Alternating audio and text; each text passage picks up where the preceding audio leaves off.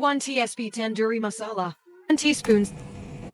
1 teaspoon red chili powder, 1 tsp green chili, 1 tsp chaat masala, a half tsp ginger garlic paste, 2 spoons curd.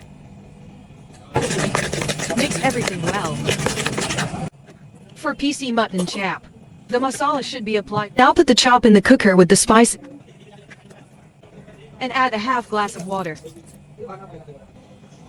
Flame until cooked. Dip the chop in egg.